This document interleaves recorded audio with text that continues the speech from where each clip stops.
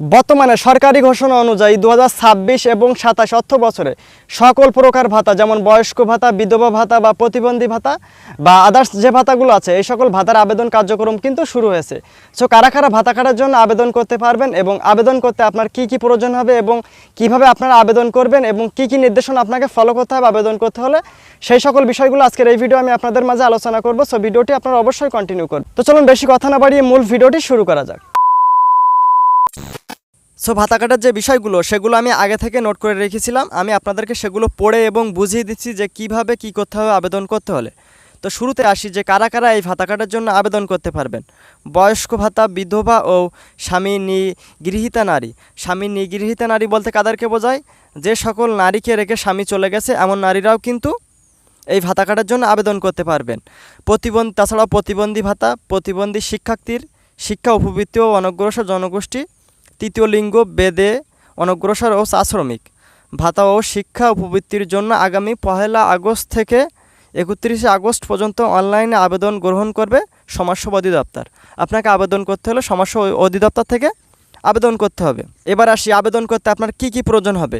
আবেদনকারীদের নিজ নিজ স্থায়ী ঠিকানার ভিত্তিতে আবেদন করতে হবে, মানে আপনার নিজের স্থায়ী যে ঠিকানা সেটার ভিত্তিতে কিন্তু আপনাকে আবেদন করতে হবে। প্রতিবন্ধী ভাতার জন্য আবেদন করতে হলে আবেদনকারীর সুবর্ণ নাগরিক কার্ড থাকা অবশ্যই বাধ্যতামূলক, মানে আপনার নাগরিক কার্ড থাকা অবশ্যই বাধ্যতামূলক। এছাড়াও জাতীয় পরিচয়পত্র দিয়ে নিবন্ধিত স্বয়ংক্রিয় মোবাইল নাম্বার এবং নিজের মোবাইল বা ব্যাংক হিসাব তথ্য দিতে হবে। ব্যাংক হিসাব ব্যবহার করলে যোগাযোগের জন্য একটি স্বয়ংক্রিয় নাম্বার দিতে হবে, মানে আপনার নিজের জাতীয় পরিচয়পত্র দিয়ে রেজিস্ট্রেশন করা একটা সচল ফোন নাম্বার আপনাকে দিতে হবে। তাছাড়াও এর বাইরে যদি কোনো কাগজপত্রের প্রয়োজন হয় সেক্ষেত্রে আপনারা সমাজসেবা অধিদপ্তর ওয়েবসাইট ভিজিট করলে বা আপনার ইউনিয়নের সমাজকর্মীর কাছে কিন্তু এটা জানতে পারবেন যে আর কি কি কাগজপত্রের প্রয়োজন হবে। নির্দেশনায় আরও বলা হয়েছে যারা নিয়মিত অন্য কোনো সরকারি সামাজিক নিরাপত্তা কর্মসূচির সুবিধা পাচ্ছেন তারা কিন্তু এই কর্মসূচির জন্য বিবেচিত হবেন না।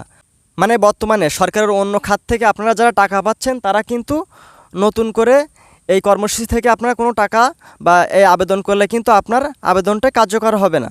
এছাড়া পূর্বে অনলাইনে আবেদন করে অপেক্ষমান তালিকায় থাকা ব্যক্তিদের নতুন করে আবেদন করার কোনো প্রয়োজন নেই। মানে আপনি ভাতা কাটার জন্য আগে আবেদন করে রেখেছিলেন, সেক্ষেত্রে কিন্তু আপনাকে আর নতুন করে কোনো ভাতা কাটার জন্য আবেদন করার প্রয়োজন হবে না। আপনার আগের যে আবেদনটা সেটাই কিন্তু কার্যকর হবে। সেই আবেদনের উপরে ভিত্তি করে আপনি যদি ভাতা কার্ডের জন্য উপযুক্ত হয়ে থাকেন সেক্ষেত্রে কিন্তু আপনি ভাতা কার্ড পাবেন, আপনাকে নতুন করে কোনো প্রকার আবেদন করতে হবে না। আর এই বিষয়গুলো ফলো করলেই কিন্তু আপনি ভাতা কার্ডের জন্য আবেদন করতে পারবেন। আর ভাতা কার্ডের আবেদন করার জন্য আপনাকে অবশ্যই আপনার ইউনিয়নের যে সমাজসেবা অধিদপ্তর সেখানে গিয়ে কিন্তু আপনাকে আবেদন করতে হবে এবং সেখান থেকে আপনার কী কী কাগজপত্রের প্রয়োজন হবে সেখান থেকে হালকা আপনি জেনে তারপর এখান থেকে কিন্তু সমাজসেবা অধিদপ্তর থেকে আপনি আবেদন করতে পারবেন। সো আশা করি আপনাদেরকে বোঝাতে পেরেছি। তো ভিডিওটি যদি আপনাদের ভালো লাগে অবশ্যই লাইক, কমেন্ট, শেয়ার করবেন। আর প্রতিনিয়ত এমন প্রয়োজনীয় ভিডিওগুলো পেতে অবশ্যই আপনার চ্যানেলটি সাবস্ক্রাইব করে রাখবেন। তো সবাই ভালো থাকেন। আসসালামু আলাইকুম।